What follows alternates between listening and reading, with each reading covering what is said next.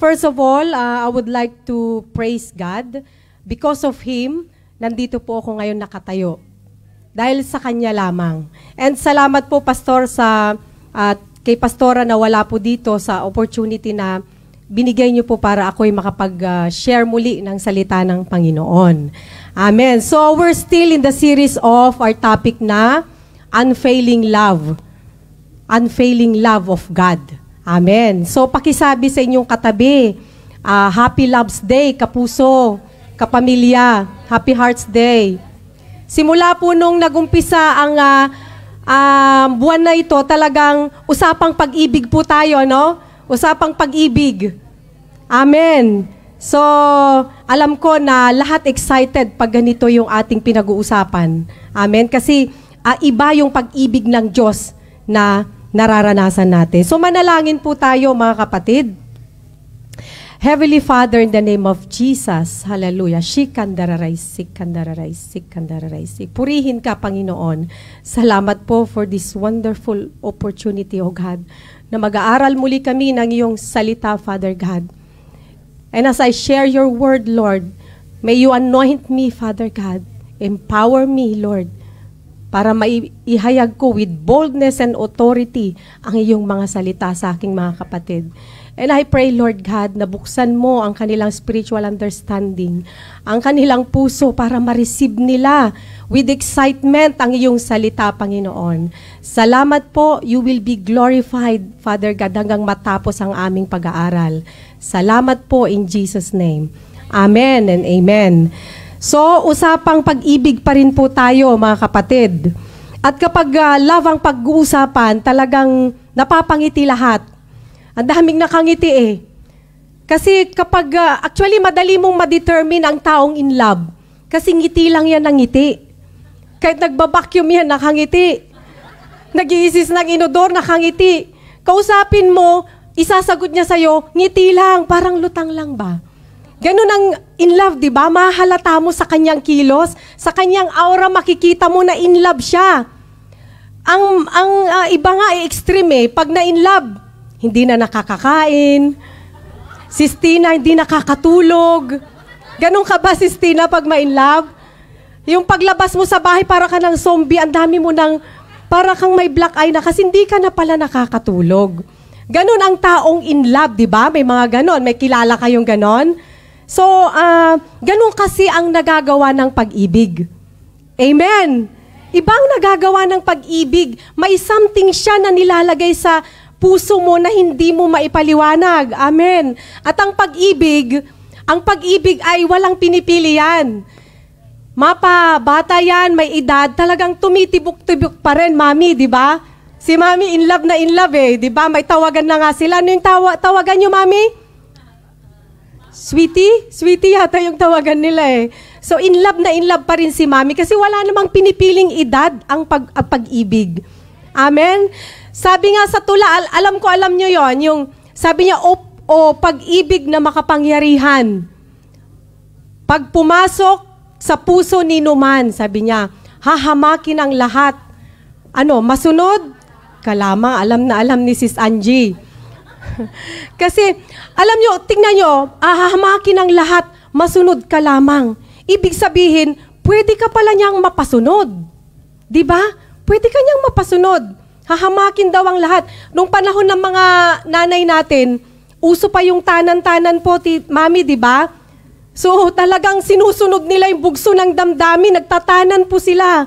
Pero sa panahon ngayon, pwede pa bang magtanan? Hindi, makikita ka na sa FB pa lang, mahahanap ka na, kaya hindi na uso. No? Pero ang ibig ko sabihin dito, meron siyang kapangyarihan na mapasunod ka pala niya. Amen. So ibig sabihin, may power ang love. Amen. Ganyan po ang nagagawa ng pag-ibig. So kung ganyan ka-powerful ang pag-ibig dito, yung mga nararamdaman natin, how much more ang power ng love na galing sa Panginoon. Amen. Palakpakan nga natin ang Panginoon kasi naranasan natin yung kakaibang power na nanggaling sa Kanya. So may power po ang love. Pakisabi, may power ang love. Hindi lang kilikili ang may power. Tingnan mo yung katabi mo. No? I'm sure malakas ang power niyan. Kasi sumasa kanya ang pag-ibig ng Diyos. Amen. So ang topic po natin ay the power of love. Power of love. May kapangyarihan po ang pag-ibig. Amen. Sa 1 Corinthians, ang main text natin ay 1 Corinthians 16:14. Basahin po natin lahat. Sabi niya rito, let all that you do, lahat po tayo, please sabay-sabay po tayo. Let all that you do be done in love. Let all that you do be done in love. Lahat daw ng gagawin natin, all. Lahat ng gagawin natin ay kailangan gawin natin sa pamamagitan ng pag-ibig. All. Nagluluto ka, naglalaba ka, dapat daw gagawin mo yon sa pamamagitan ng pag-ibig, mga kapatid. Napakaiksi po ng verse na yan, pero napakalawak. Kasi sakop niya po lahat yan. Sa pamilya mo, kung may ginagawa ka sa pamilya mo, sa trabaho, sa ministry, lahat po yan sakop niyan. Di ba napakalawak ng ibig sabihin ng verse na ito, mga kapatid? So, bakit kaya tayo tinuturuan ng salita ng Panginoon na lahat daw ng bagay na gagawin natin ay gawin natin sa pamamagitan ng love? Bakit? Nasa title po natin, there's power in love. No? May kapangyarihan ang pag-ibig, mga kapatid. Amen. At naniniwala ba kayo na the most powerful force in the universe is love? Sinong naniniwala dito? Mahina yata, parang di kayo nakukonvince na ang most powerful force in the universe is love. Bakit? Sabi niya sa 1 John 4:8, God is love. Ang Diyos pala ay pag-ibig. Kaya pala ito yung pinakamakapangyarihang force sa buong universe. Kasi ang buong universe, create yan ng Diyos out of love. No? Nung create ka, out of love din. Sa pamamagitan din ng pag-ibig ng Diyos sa iyo. Amen. At itong pag-ibig na ito daw, ito ay ang Diyos mismo. Diba? God is love. Love is God. Kahit balibalik-tarin mo, love is God, God is love. Same lang siya. Amen? At kung ang pag-ibig na ito ay nasa iyo, ibig sabihin, ang Diyos ay sumasa iyo. Amen, naunawaan po natin. At kapag ang Diyos ay sumasa iyo, meron kang kapangyarihan. Kaya nga, there is power in love. Kaya kapag tinanggap mo yung pag-ibig na yan, meron kang kapangyarihan kasi sumasa iyo ang Diyos. Amen. So pakisabi, there is power in love. Amen. So before tayo mag-proceed doon sa ating main topic, gusto ko lang i-define yung pag-ibig na base sa salita ng ating Panginoon. Actually, naano natin ito nung kwan po pastor, Bible study na daanan natin. Basahin natin yung 1 Corinthians chapter 13, verses 1 to 9. Ito yung definition ng love sa salita ng Panginoon. Kasi may kanya-kanya po tayong definition ng love, tama? Nakabase yan sa emosyon mo, nakabase yan sa kaalaman mo, nakabase yan sa experience mo. Diba? Si Sis Dayan nga, sabi niya, ang definition daw niya ng love noon ay love is blind. So blind siya noon. Pero praise God, natanggal na yung pagka-blind niya dahil sa Panginoon. Amen. So iba-iba kasi ang definition natin, pero ang salita ng Panginoon, may sarili siyang definition at dapat ito yung basihan natin, mga kapatid. Amen. So basahin po natin isa-isa. Makipagbasa po kayo, ha. Gusto ko, mga kapatid, namnamin natin bawat verse. Kasi kung babasahin lang natin ng buo, hindi magre-rema to sa atin. Amen? So, ang pag-ibig, sabi niya rito, sa 1 Corinthians 13, verses 1 to 9. Sabi niya, makapagsalita man ako sa mga wika ng mga tao at mga anghel. So, saglit lang, wika ng mga tao, so pwedeng marami kang alam na lingwahe. Diba? At lingwahe ng mga anghel. So, ibig sabihin, ano ito, pastor, parang heavenly language ito kasi lingwahe ng anghel Kahit makapagsalita ka raw ng mga ganyan, kung wala naman akong pag-ibig, sabi niya, para lamang akong kampanang umaalingaw-ngaw o pumpyang na maingay. So, pag wala ka pala nun, para ka lang kampana na masakit sa tenga. Amen. Sino dito ang mga pumpyang? May pumpyang ba dito? Wala dito yung pumpyang. Di ba? Umalis na? Wala, hindi. Joke lang yon. Sabi niya sa verse 2, kung ako man ay may kakayahang magsalita ng mensahe mula sa Diyos, ibig sabihin yung kakayanan na magpahayag ng salita ng Diyos. Kagaya nito, nagsasalita dito, nagsishare ng gospel. No? At umunawa sa lahat ng hiwaga. Kung nasa akin man ang lahat ng kaalaman, matalino ka. Ikaw na ang pinaka sa pinaka. At ang lahat ng pananampalataya, no? Ano pat, nakakapagpalipat ako ng mga bundok, ngunit wala naman akong pag-ibig, wala akong kabuluhan. Maliwanag po yun, mga kapatid. Kahit gaano pala kaano ang faith mo kung wala kang pag-ibig, it's useless. Walang kabuluhan. Yung iyong pananampalataya. Kahit palipatin mo itong church natin papunta Susi Bunoy, kaya mo yan, pero wala ka namang pag-ibig. It's useless, kapatid. Verse 3, at kung ipamigay ko man ang lahat ng aking mga ari-arian, i-donate mo yan sa lahat ng mga nangangailangan, lahat ng mga orphanage, mga organization dyan sa Pilipinas, at ialay ang iyong aking katawan upang sunugin. So it means, isakripisyo mo man daw yung buhay mo, ngunit wala naman akong pag-ibig. Anong sabi niya? Wala pa rin akong mapapala. So, ganyan pala kahalaga ang pag-ibig. Kapag wala ka palang pag-ibig, lahat ng ginagawa mo, walang saysay. Kaya nga, babalik tayo doon sa main verse natin. Sabi niya kanina, let all that you do be done in love. Amen. Para magkaroon ng kabuluhan ang iyong mga ginagawa. Ministry man yan, sa pamilya mo man yan, sa trabaho mo man yan, kailangan gawin mo ng may pagmamahal at pag-ibig. Amen. Verse 4, ang pag-ibig ay matyaga at magandang loob. Sino ang matyaga dito? Pamain lang kung ikaw yun. Imain mo lang. Diba? Sa live selling nga, nagmamine tayo, diba? Kung ikaw yung tingin mo, imain mo lang. Magandang loob. Sino dito ang may magandang loob? Mine. Hindi mainggitin. Mine. Huwag mong kainggitan yung kapatid mo na, may iPhone 16. Kasi pwedeng after 2 years, 3 years, magkakaroon ka rin yan. Diba? Tiwala lang. Diba? Hindi mainggitin, hindi mayabang, ni mapagmatas man. Mine. Sure kayo ha? Huwag niyong i-mine kung hindi kayo yon. Amen. Hindi magaspang ang pag-uugali. Mine. Ay, pastor, bravo lahat. No? Punong-puno sila ng pag-ibig.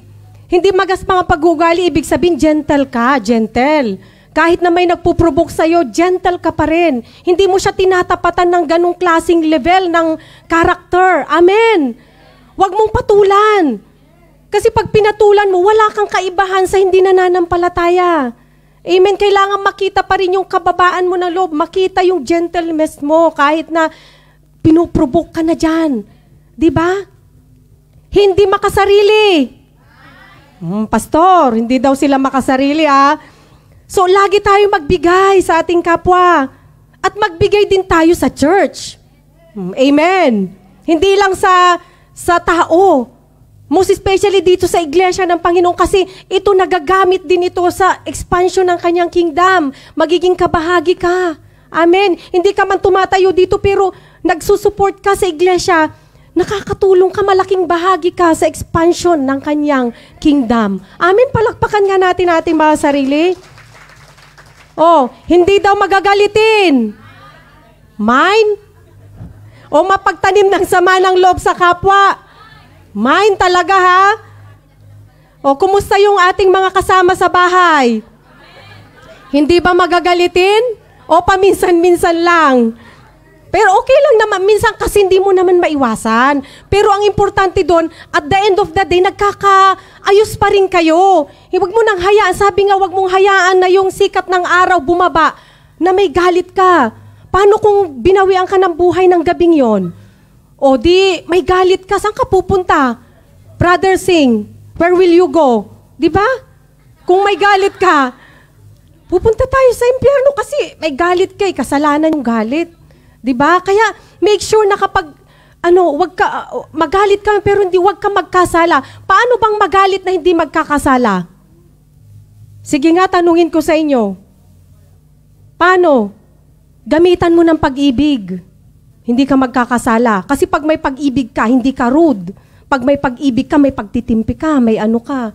Diba, gentle ka pa rin. Kaya sasamahan mo ng pag-ibig para hindi ka magkasala. Amen. So, sana po tayo. Pastor, ang dami nilang minay na, tinatandaan ni Pastor yan. Hindi ito natutuwa sa masama. Sa halip ay nagagalak sa katotohanan. Pag meron kang kaibigan na alam mo na nagkakasala na, huwag kang mag-atubili na i-rebuke siya. But of course, make sure with love. Huwag mo siyang ipapahiya, huwag mo naman siyang parang inano mo na siya. So, kailangan sabihin mo sa kanya na, sis, parang hindi na to okay. Ako'y concern lang. I-stop mo na ito. Diba? Huwag kang matakot mag-ano dahil kasama mo naman ang Diyos. Pag alam mo na tama yung papupuntahan niya at inline ito sa salita ng Panginoon, huwag tayong mag-atubili na mag-correct ng ating kaibigan, lalo na kung kaibigan natin. Amen. Ang pag-ibig ay matiisin. Wala nang nagmamain, Pastor. Mapagtiwala. Puno ng pag-asa at nagtsitsaga hanggang wakas. Dapat magtiyaga tayo hanggang wakas. Ano man ang mga pagsubok na dadaanan natin, magtsatsaga tayo hanggang wakas. Kasi yan ang sinyalis na meron kang pag-ibig. Pag wala kang pag-ibig, hihinto ka sa gitna kasi wala kang pag-ibig eh. Sinyalis yun na wala kang pag-ibig, nag-stop ka eh. Pero dahil nasa yung pag-ibig ng Diyos, meron kang kapangyarihan, makakarating ka sa finish line. Amen. Palakpakan nga natin ang ating Panginoon kasi meron tayong pag-ibig. Verse 8, matatapos ang kakayahang magsalita ng mensahe mula sa Diyos. Itong mga pagpipreach na ito matatapos daw. Titigil rin ang kakayanang magsalita sa iba't ibang wika. No? Pupwedeng yung din to, sa mga heavenly language to or yung mga kakayanan natin dito sa mundo. At lilipas ang kaalaman. Ngunit, basahin nga natin mga kapatid, ang pag-ibig ay walang katapusan. Amen. Kahit pala magunaw na ang buong sandaigdig, universe, mawala lahat, pero ang pag-ibig ng Diyos ay mananatili magpakailanman. Bakit? Ang Diyos ay pag-ibig. Siya po yung pag-ibig. Amen. Palakpakan nga natin ang ating Panginoon.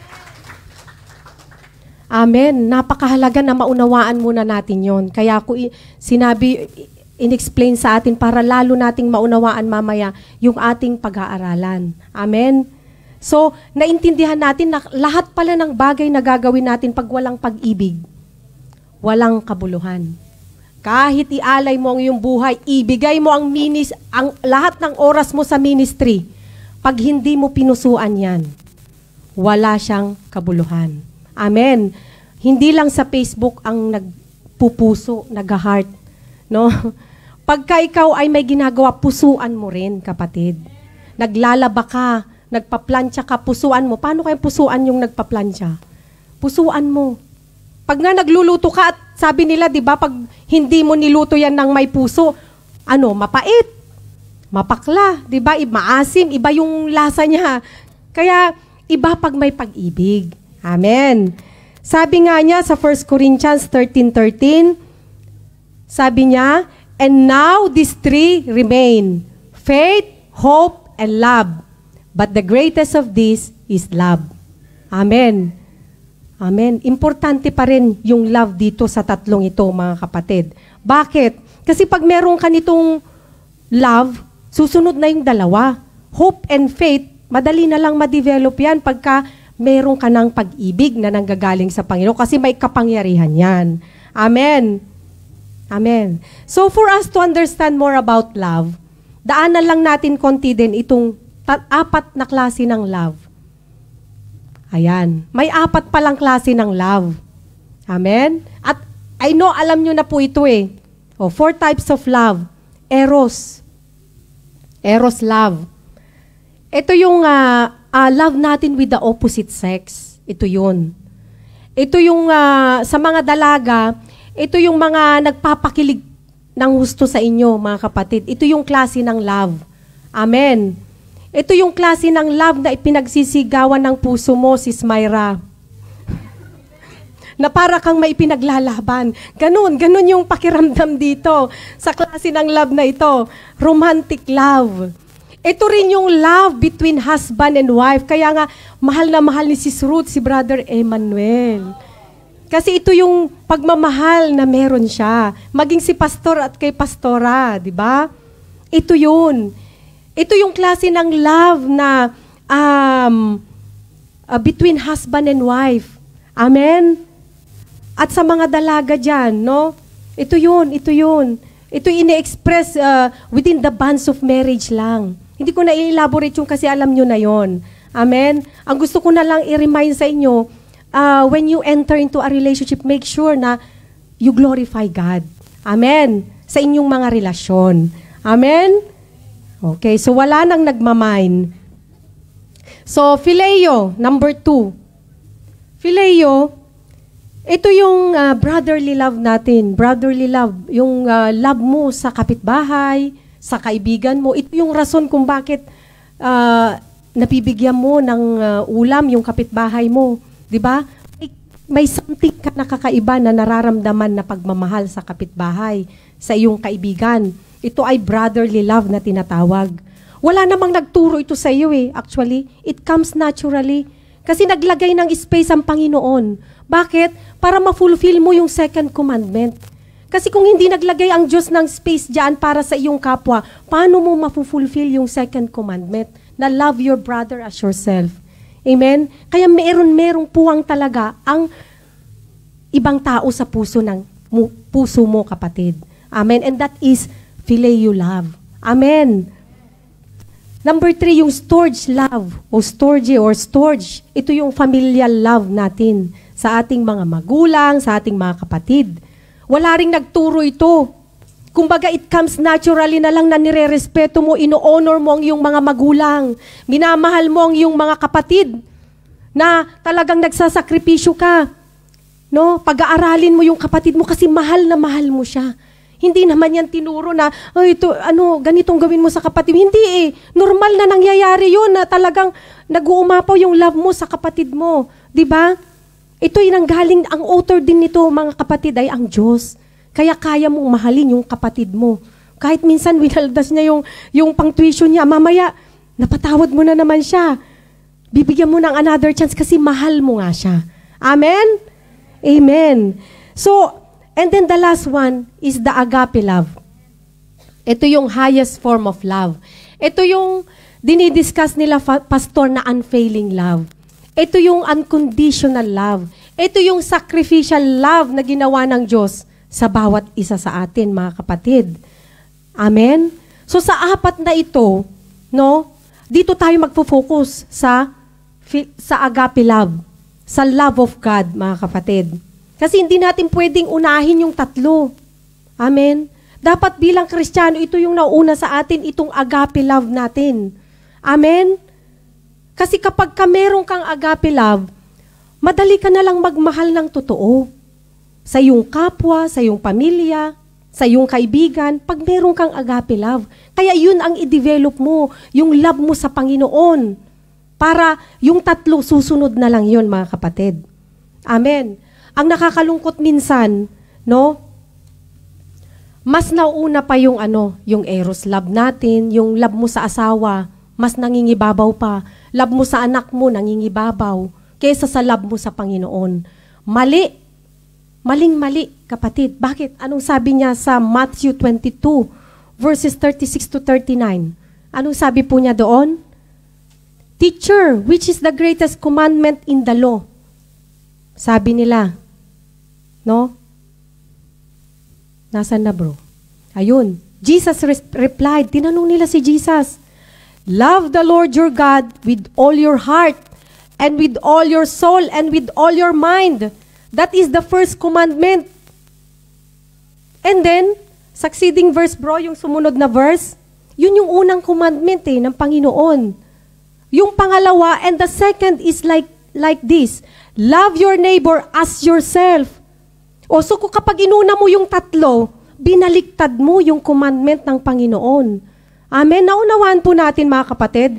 Kaya dapat uunahin natin lagi yung agape love. Kasi kung inuna mo yon, no?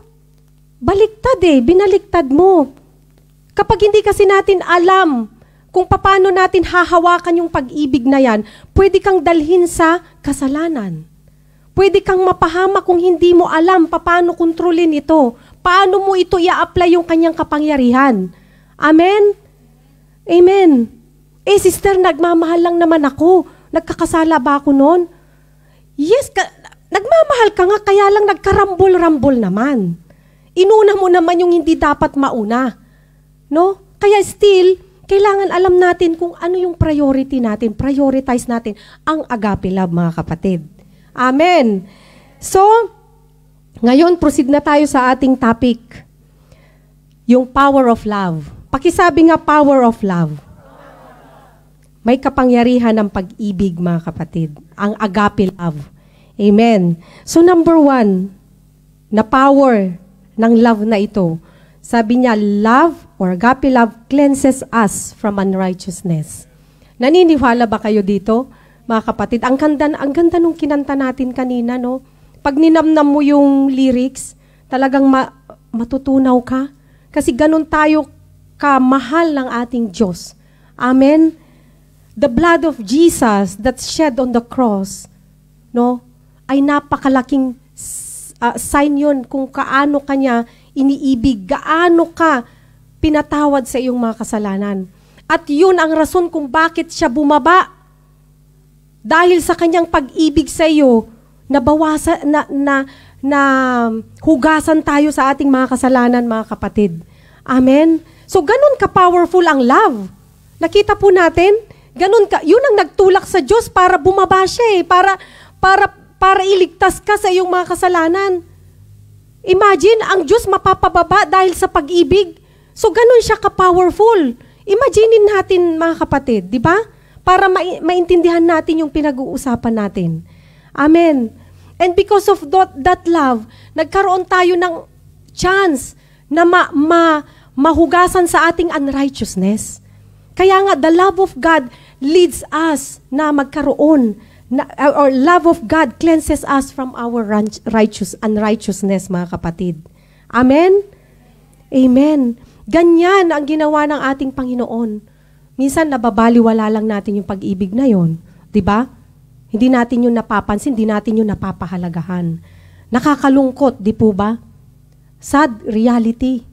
Minsan, amen? Ang tao minsan, no? Nagdududa pa sa pag-ibig ng Diyos, no? Hindi lang binigay yung kanyang hinihiling. Lord, bigyan mo ko ng tall, dark, and handsome. Ang binigay lang kasi dark. Kaya na pinagdudahan ang pag-ibig ng Diyos. Amen. Magpasalamat ka, binigyan ka pa ng dark. Di ba? At least may dark ka, kaysa wala. At least galing sa Panginoon pa rin yun. Amen.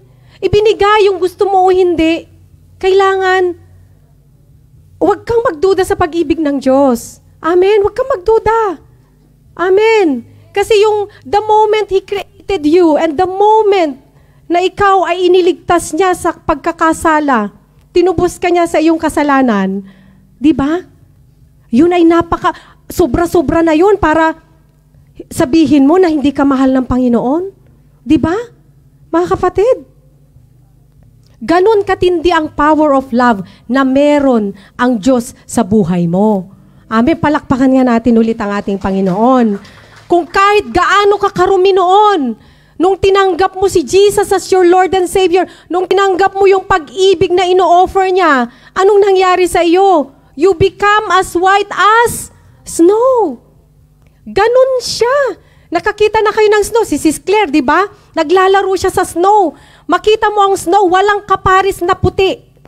Kung ikukumpara mo, wala siyang kapares na puti. Wala ka ni makikitang isang dot. Kapag tinanggap mo pala ang pag-ibig ng Diyos, ganun kanya ikinumpara. Naging para kang kasing kulay ng snow. Amen. Ganun ka kasing linis ka ng snow. Amen. Praise God for that. Magpasalamat tayo sa Panginoon. No? Kasi kung hindi tayo nilinis ng Panginoon, no? Napakaitim siguro natin, no? Napakaitim ng budhi natin siguro. 'Di ba? Ate Lisa, ba't nakingiti ka? Natawa siya sa budhi. Another power. Amen. Another power. Love leads you to repentance and forgiveness. Totoo po ba 'yon? Parang yung prince ni Pastora, love covers all. Love covers all. 'Di ba? Covers a multitude of sins, sabi niya. Amen. Pag pala nagmamahal ka, dinadala ka niya sa pagsisisi at pagpapatawad. Bakit? Paano nangyari yon? Kasi ang taong nagmamahal, di ba ayaw mong masaktan yung minamahal mo? Ayaw mong masaktan siya. So kapag ka nasa iyo ang pag-ibig ng Diyos, di ba? Ayaw mong masaktan ng Diyos. Ayaw mong ma-break yung kanyang sinasabi sa iyo, no? At kung nagkamali ka man, it leads you to repentance. Bakit? Kapag hindi ka nag-repent, masasaktan ng Diyos eh. So ayaw mo siyang masaktan. Kaya right away, pagka nagkasala ka, nililid ka niya para magsisi. Kasi ayaw mo na masira yung relasyon mo. Bakit? Ayaw mong masaktan ng Diyos. Kaya yung pag-ibig mo sa Kanya ang nagdadala sa'yo para mag-repent, kapatid. Amen? At sundin kung ano yung ipinag-uutos niya sa'yo. Kasi alam mo sa sarili mo na kapag, Lord, pag di ko to ginawa, alam ko, masasaktan kita, mabibigo kita, Lord. Di ba? Masasaktan mo siya. Kaya nga, gagawin mo na lang kasi nga, mahal mo siya. Ayaw mo siyang masaktan eh. Same thing din sa ating kapwa, mga kapatid. Amen. Kapag ikaw ay nagmamahal, ayaw mo siyang masaktan. Di ba? Ayaw mo siyang masaktan. At kung ikaw ang nakasakit sa kanya, right away, humihingi ka rin ng sorry eh. Kasi ayaw mo ring magkaroon kayo ng problema sa inyong relasyon. Di ba? Kaya pag humingi din siya ng tawad sa'yo, pinapatawad mo siya. Hindi mo pinapatigas ang puso mo. Bakit? Masasaktan siya eh. Masasaktan siya pag hindi mo siya pinatawad. Ganun daw ang taong totoong may pag-ibig. Hindi tumitigas ang puso. Amen. Ganyang kadadalhin ng pag-ibig, kapatid. Dadaling ka niya sa liwanag. Amen. Mawawala yung katigasan ng iyong puso. Amen. Madidevelop sa iyo yung humility. Amen. Pahina ng pahina talaga, pastor, pagkalagitnaan na ng preaching, Yun, kapag ka nasa iyo ang pag-ibig ng Diyos, dumadali lahat. Nagiging madali ang magpatawad, nagiging madali ang humingi ng tawad. Amen? Kasi naranasan mo. Naranasan mo mula sa Panginoon. Sabi nga ni Pastor Larry, copy-paste mo lang. Diba? Kasi hindi mahirap gawin. I-copy-paste mo lang kasi naranasan mo na siya. Ia-apply mo na lang sa iyong kapwa. Amen? Amen. Kaso, nakakalungkot, no? Nakakalungkot po. Maraming mga Kristiyano, or even, especially mga hindi nakakilala sa Panginoon, kahit mga Kristiyano na, no? Especially sa kultura nating mga Pilipino, yung mga pamilya natin, ang daming pamilya ang magkakagalit. Diba? Mga magkakapatid, hindi nag-uusap-usap. Bakit? Sa lupa. No? Akala mo naman madadala nila hanggang sa kamatayan yung lupa. Hindi sila nag-uusap-usap. No? Magulang nila, hindi nila kinakausap. Dadalaw na lang sila pag namatay na yung kanilang mga magulang. Tapos umiiyak sila. Mahal daw nila ang magulang nila. Diba? Nakakalungkot. Nasaan yung pag-ibig doon, mga kapatid?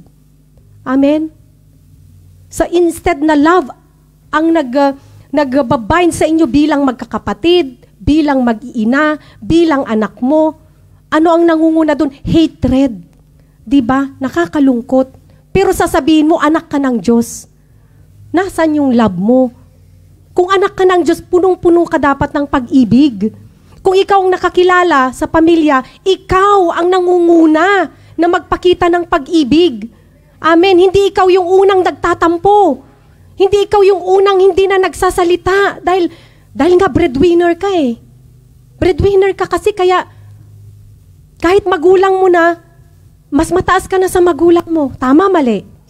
Di ba? Mas mataas ka na sa magulang mo. Kinuha mo na yung authority kasi ikaw ang nagpuproduce ng lahat eh. Tinanggalan mo na sila ng authority. Yung mga magulang mo, palibasa, wala silang natapos. Di ba? Ganon ang kultura ng mga Pilipino, mga kapatid. Nakakalungkot. Pero tayo bilang Kristiyano, dapat sa atin nanggagaling yun. Sa atin nila nararanasan yun. Amen. Amen. May natututunan po ba tayo, mga kapatid?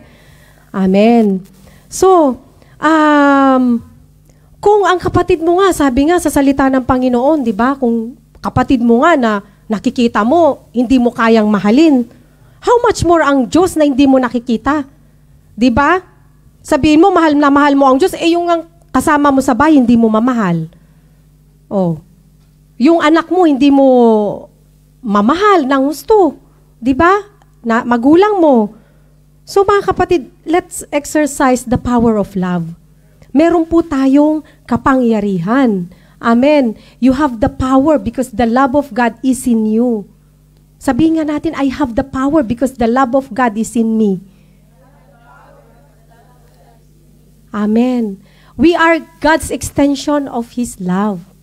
Amen. We are His vessels.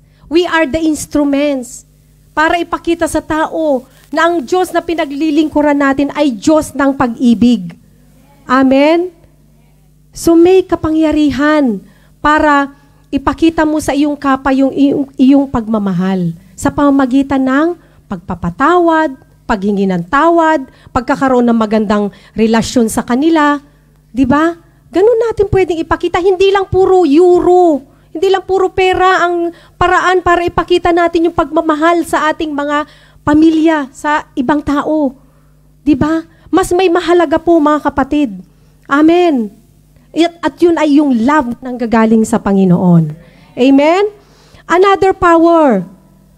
Love leads you to share the gospel of salvation. Amen. Okay ba yun sa atin? Paglahab natin ng Panginoon, nagkakaroon daw. Kasi ang totoong nagmamahal daw sa Panginoon, nagkakaroon siya ng passion and compassion para ibahagi ang salita ng Panginoon. Hindi ka dyan matutulog. Nalaman mo ang salita ng Panginoon, okay ka na. Diba? Hindi. Ang totoo daw na nagmamahal sa Panginoon, nagkakaroon ng deep passion and compassion para i-win yung mga lost. Amen. At meron ba tayo nun? Sino ang meron nun? Amen. Kasi it comes naturally, di ba? Kapag ka nakakilala ka sa Panginoon, nagkakaroon ka ng parang may something sa heart mo. Gusto mong ibahagi, no, ang salita ng Panginoon. Amen. Ako noon, sabi niya rito, isa pa, ang tunay daw na umiibig sa Diyos, nagkakaroon siya ng tapang na ibahagi kung ano yung nagawa ng Diyos sa buhay niya. Hindi niya ikinahihiya. Amen. Ako noon nung una, nahihiya ako. Mga kapatid, nahihiya akong mag-share.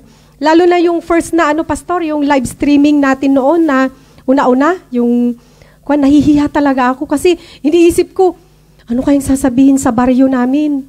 Kasi laking baryo ako laking baryo. Alam nyo naman sa baryo, di ba? Kilalang kilala ka, di ba? Syempre sa akin kasi, yung iba, alam niyo yung story ng buhay ko. Hindi mo talaga, parang, hindi ka magiging proud. Parang ikahihiya mo. Yung sa akin kasi, sa mga nakakilala, ikakahiya mo kung ano yung pinanggalingan kong pamilya. Parang ganun ang pakiramdam ko. Tapos mag-share ako, sinong maniniwala sa akin? Makita pa ako dyan, nag-share ako, tapos ganito, kilalang-kilala nila kami Kasi sa baryo, mga kapatid, yung mga nakatira sa city, sa baryo kasi, kilalang-kilala ka doon. Hindi mo kailangan doon ang Google Map. Diba? Magtanong ka lang doon, saan po ang bahay ni Sis Maricon? Sasabihin, ay, doon sa dulo, yun. Yung lolo niya, lolo ko, yung magkapinsan, ganun sila. Hanggang sa kaapu-apuhan, kilala kayo. Amen. So, sabi ko, paano ako mag-share ng gospel? Ano na lang sasabihin nila sa akin? Walang maniniwala. Ganun ang pakiramdam ko noon, mga kapatid. Pero praise God, no? Through the power of the Holy Spirit, unti-unti kong naunawaan yung kapangyarihan ng love na meron ako. At yun yung nagbigay sa akin ng tapang. Amen. Na i-share ang mabuting balita. Kasi sabi ng Panginoon, kung ikahihiya mo siya, darating ang araw, ikahihiya ka rin niya. Diba? Kaya huwag tayong mahiya. Amen. Pakisabi, hindi ako mahihiya. Kasi yung pagmamahal na meron ka, yung pag-ibig na meron ka, kapatid, yun ang magbibigay sa iyo ng tapang. Yun ang magbibigay sa iyo ng courage. Yun ang magbibigay sa iyo ng inspirasyon para i-share ang gospel. At yung love pala na yan, yun yung papawi ng takot mo. Diba? Natatakot ka, nagbuburi ka, wala akong alam. Pero dahil sa love ni Christ, meron kang kapangyarihan. No? Kung dati nahihiya ka nga, iniisip mo kung ano yung sasabihin sa'yo, pero the more na nakikilala mo ang Diyos, the more na nauunawaan mo yung pag-ibig niya sa'yo, di ba? Doon ka nagkakaroon ng mas malalim na burden sa puso mo para ipakilala siya sa mga hindi pa nakakakilala. Amen. Amen. Dati, wala ka namang concern eh. Okay na yun eh. Christian naman ako. Nakasave. Save na ako. Okay na. Diba? Save ka na. Ano pang magpapagod ka pa? Save ka naman. Yun yung pananaw natin nung una. Pero the more na pinapakita, pinaparanas ng Panginoon yung love na yan, the more ka nagkakaroon ng kapangyarihan. Amen. Tumitindi siya ng tumitindi. Kung dati pamilya mo lang ang gusto mong masave, ngayong buong barangay na. Tama? Buong barangay. Pati yung mga nakikilala mo sa park, gusto mo, masave na rin sila. Amen. Yung nakikita mo, nakakatabi mo sa metro, gusto mo rin, masave na rin sila. Ganon yung tindi ng power ng love na merong kakapatid. Kaya dapat nauunawaan mo yun. Amen. Wag nating sayangin. Kasi kung hindi natin yun i-exercise, hindi natin yun i-apply to its full power, it's nothing. It's useless, kapatid. Amen? At kapag ka nagsishare ka ng gospel, lagi mong tatandaan ito, huwag kang matatakot. Amen? One of my favorite verses, sabi niya sa Isaiah 61:1. Sabi niya rito, the Spirit, i-declare po natin ito mga kapatid, this is a declaration. Pwede nating maging prayer ito. Sabi niya, the Spirit of the Sovereign Lord is on me, because the Lord has anointed me to proclaim good news to the poor.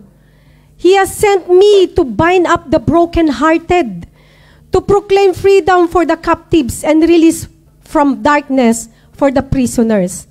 Amen. Meron ka palang kapangyarihan because the Spirit of the Sovereign Lord is on you. Amen. It's on me. Amen. Huwag kang nahihiya. Patayuin ka dito. Yes. Yes, Pastor. Amen. Amen. Because the Lord has anointed you. Inanoint ka na ng Panginoon to proclaim good news to the poor. Yung poor dito, hindi lang poor financially, ha? Poor yung sa pagkakilala sa Panginoon. He has sent me to bind up the brokenhearted. May kakayanan ka pala na mapalaya o mapalakas yung mga brokenhearted. To proclaim freedom for the captives and release from darkness for the prisoners. Yung mga nakakulong sa kasalanan, may kapangyarihang ka pala, kapatid. Bakit? Nasa iyo ang pag-ibig ni Kristo. Amen. Palakpakan nga natin ang ating Panginoon. Hallelujah. So tonight, hanggang doon lang po tayo, mga kapatid. Pero I do believe na may nangusap po ang Diyos sa puso ninyo. I know na kung medyo namamatay na yung power of love na meron ka, I know na binuhay ulit ito ng ating Panginoon. Amen? At alam ko na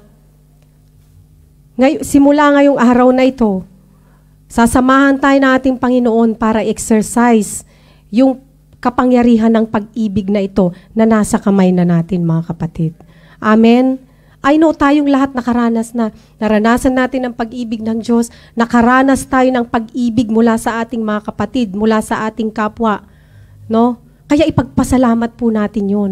Kasi dahil sa pag-ibig na yan, nakumpleto po tayo.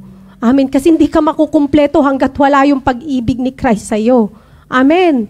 Kasi may puwang yan na inilagay ang Diyos, na siya lang ang makakapag-fill up niyang space na yan.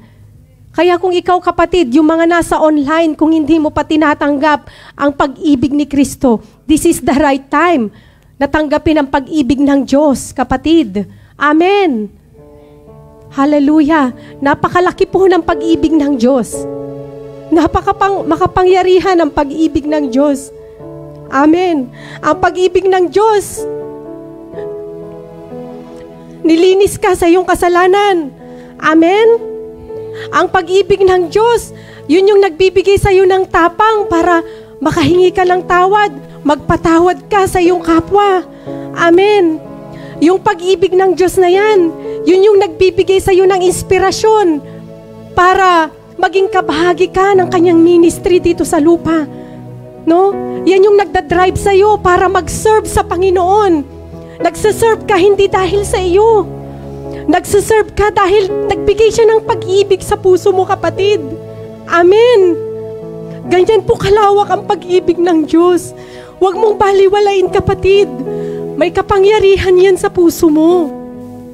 Amen. Hallelujah. Salamat, Panginoon.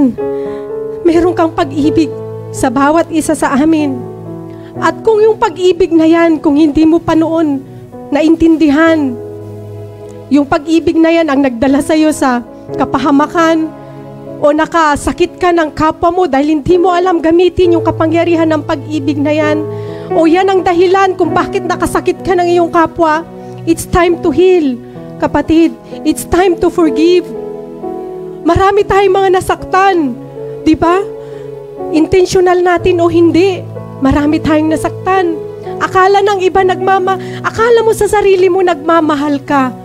Pero hindi pala, nasakal mo pala siya. Diba? Kasi hindi mo alam ang talagang mensahe, ang talagang meaning ng pag-ibig na inilagay ng Diyos sa iyo. Pero sa oras na ito, kapatid, sa pamamagitan ng kanyang salita, I know, naunawaan mo na ngayon ito. At alam ko na tutulungan ka ng Panginoon para gamitin ang pag-ibig na ito para mapapurihan siya. Hindi ikaw mapapurihan, kundi mapapurihan siya. Kasi ang Diyos ay pag-ibig. God is love. Amen. God is love. And dahil sa pag-ibig na yan, meron tayong hope. Darating ang panahon, sama-sama pa rin tayo, magkakapatid, my dear brothers and sisters, magkakasama pa rin tayo doon. Kasi anak niya tayo. Dahil sa kanyang pag-ibig, magkakasama tayo doon. Walang katapusan. Amen. Hallelujah. Napakasarap mabuhay na bitbit mo ang pag-ibig ng Diyos. Instead na hatred ang ilagay mo sa puso mo, kapatid. I-apply natin yung pag-ibig ng Panginoon sa ating mga puso. Okay ba yun sa atin? Amen. Hallelujah. Purihin ka, Panginoon. Hallelujah. Sa mga naghahanap ng pag-ibig, ang pag-ibig ng Diyos ay sapat na.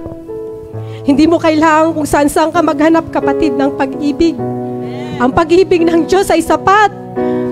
Ang pag-ibig ng Diyos ay di nagmamaliw. Ang pag-ibig ng Diyos ay unconditional. Hallelujah. Salamat, Panginoon. Oh, hallelujah. Purihin ka. Tumayo po tayong lahat, mga kapatid. At sa oras na ito, sumandaling makipagnig ka sa Panginoon. Damhin mo yung kanyang yakap.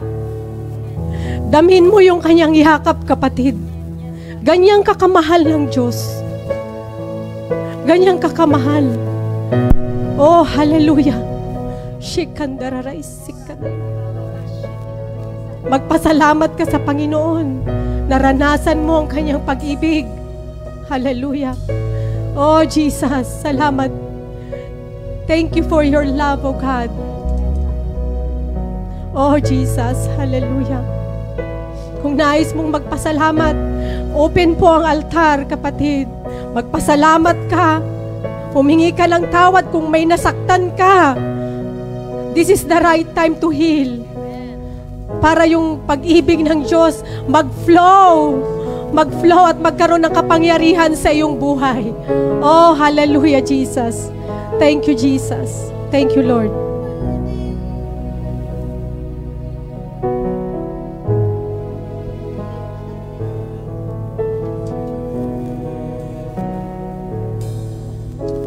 Thank you, Jesus. Hallelujah. Praise you, Jesus. Tayo po umawit sa ating Panginoon. At the cross,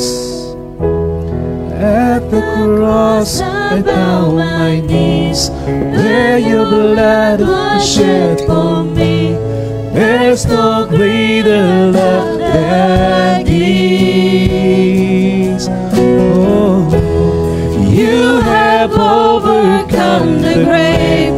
Glory fills the highest praise.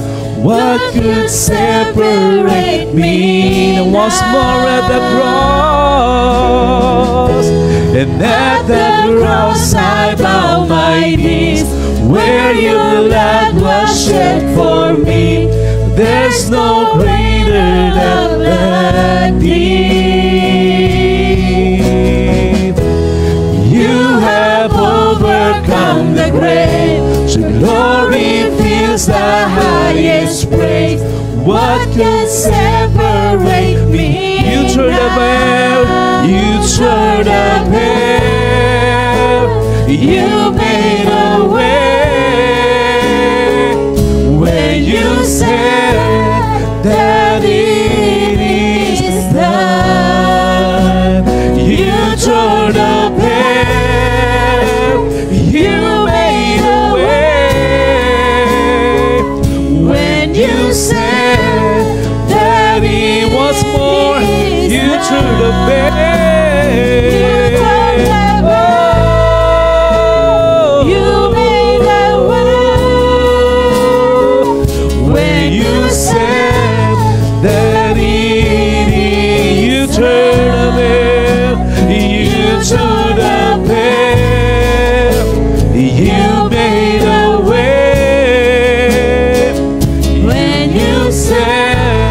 That it is done. Third verse. And when the earth yes was feel the presence of Jesus and feel the love of Jesus. I know that you love me, Jesus. Mahal tayo ng Diyos. Sinasabi ng Panginoon, mahal tayo ng ating Panginoon.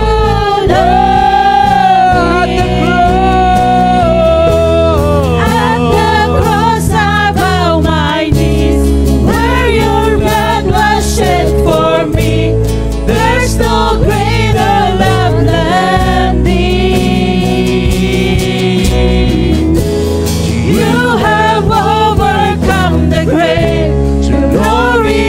The highest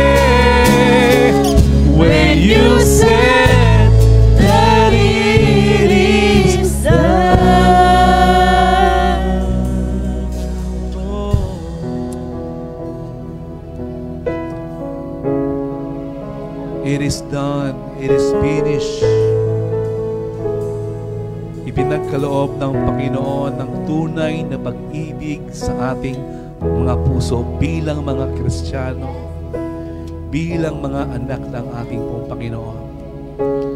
The greatest commandment of Jesus, that we must love the Lord God with all our heart, soul, and mind. And the second commandment of Jesus is to love your neighbor. To love your brethren, to love your friends, and to love your enemy. Nabasa po natin kanina yung mensahe ng Panginoon sa oras. As Sister Marie share the Word of God, na ang lahat daw na gagawin natin dahil pinagkalooban ka ng pag-ibig ni Kristo, gawin natin lahat ng iyon mula sa pag-ibig na inilagay ng Diyos sa iyong puso. At kung tayo po ay na-touch, nahipo ng Holy Spirit about the love of Christ, hallelujah, sa oras na ito, sa mensahe ng Panginoon, the altar is open. Hallelujah. It's about kung paano mo minamahal ng Diyos sa iyong puso. Because to love God is the greatest commandment. Wala nang iba, kapatid, kundi sa oras na ito, nais ng Panginoon na kumapal ang ating pag-ibig para sa Kanya. Lumago ang ating pag-ibig para sa Kanya. Sapagkat yun ang unang hinahanap ng Panginoon sa buhay ng bawat isa sa atin, na mahalin natin ang ating Diyos. Kung nais mo na patuloy na ikay lumago sa pag-ibig sa Panginoon, the altar is open. Hallelujah. Para tanggapin, hallelujah, mag-increase ang iyong pagmamahal sa Panginoon. Hallelujah. Sinasabi sa salita ng Panginoon, yung hope, yung faith, mas higit pa ang pagmamahal, ang pag-ibig. Hallelujah. Kaya nagagawa natin ang lahat ng ito sapagkat tayo nagmamahal sa Panginoon. Kung paano siya, hallelujah, nagpatawad ng iyong kasalanan, kung paano ka binayaran sa iyong kasalanan, kung paano ka binago ng Panginoon sa iyong buhay. Sa oras na ito, isipin mo, sariwain mo sa iyong puso kung paano nagpakilala si Kristo sa iyong buhay, kung paano ka minahal, kung paano ka inalis sa iyo sa kadiliman ng iyong buhay at ikay nilagay ng Panginoon sa kaliwanagan. Damhin mo ang pag-ibig ng Diyos sa oras na ito. It's about, hindi ako'y nakatayo sa oras na ito because of the love of Christ in you.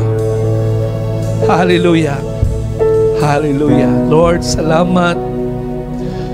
Salamat sa pagmamahal mo sa mga kapatid na iyong dinako sa iyong altar sa oras na ito. Alam mo ang bawat heartbeat, bawat tibok ng kanilang puso. Nais nila, Lord, patuloy na lumago sa pagmamahal sa iyo. Dahil ayaw namin, Panginoong Sus, mapalayo sa iyo. Ayaw namin, Panginoong Sus, kami mapahamak sa buhay na ito. Nais naming mapamahal sa iyo. Mapamahal sa iyo. Sapagat ito ang nais mo sa amin, na mahalin ka ng buong puso at isip at lakas sa buhay na ito. Lord, itinataas ko po ang bawat kapatid sa oras na ito. Pwede nating itaas ang ating mga kamay sa oras na ito at buksan mo ang iyong puso. Buksan mo ang iyong puso at tamihin mo lang ang presensya ng Diyos. Yung presensya ng Diyos na yung nadarama, hallelujah, napipil mo ang presence ng Lord. This is the love of Jesus. This is the love of Christ in you. Kung bakit ka umiiyak, kung bakit ka, hallelujah, na-overwhelm sa ginagawa ng Diyos sa iyong buhay, sapagkat ito ang pag-ibig ni Kristo sa iyo. Pag-ibig. That's why for God so loved the world that He gave it only begotten Son. Hallelujah. Ibinigay niya ang kanyang anak, kaisa-isang anak, para sa kaligtasan ko, para sa kaligtasan mo, at para sa kaligtasan nating lahat. This is the love of Christ. na hindi lang sa atin, ito'y dumaloy sa ating pamilya.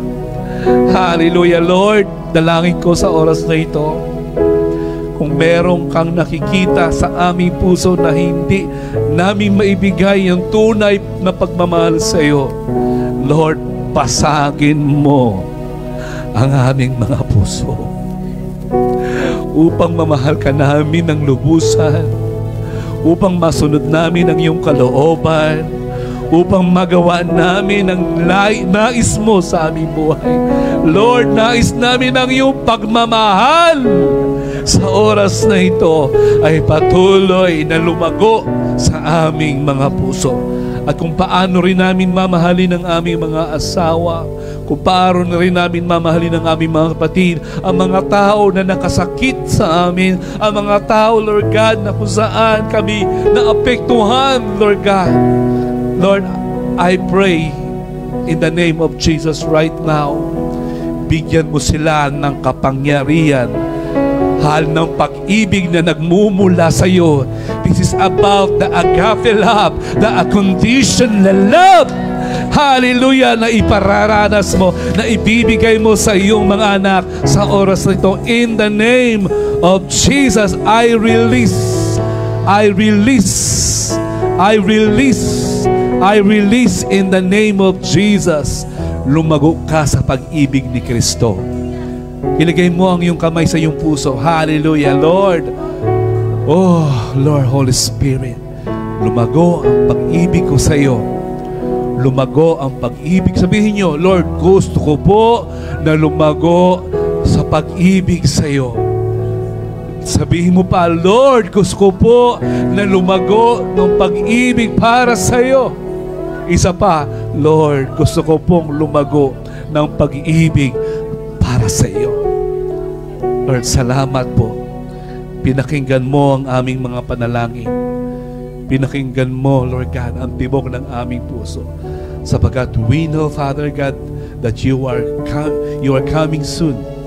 Malapit na pong dumating ang ating pong Panginoon. Truly, na mga nagmamahal sa Panginoon, siya po ang siyang magbibigyan ng kaligtasan ng Diyos. Sapagkat yun po ang hinahanap ng Panginoon, na mahalin mo siya. Sapagkat ang pagmamahal sa Panginoon, hindi lang yung tumitibok, kundi ang pagmamahal sa Diyos ay yung kung paano mo susundin ang kalooban ng Diyos sa iyong buhay. Sapagkat minamahal mo siya. Yeah, Lord, salamat for the anointing na inyong ibinuhos sa iyong mga anak sa oras na ito. Pinuspos mo kami ng iyong pag-ibig. Hallelujah sa araw na ito. Salamat sa buhay ng aking mga kapatid. Pagpalain kayo, kapatid, at naniniwala ako at nananampalataya ako. Hallelujah, tinanggap nyo yun. Tinanggap nyo yun sapagkat kayo nanampalataya sa Panginoon. Sa inyong pagpunta dito sa altar, tinanggap nyo ang pag-ibig na ibinuhos ng Panginoon sa inyong buhay. Salamat, salamat, Banal na Espiritu. Oh, glory and honor, God, is yours alone. In Jesus' name, Amen. Amen. Amen. Glory to God.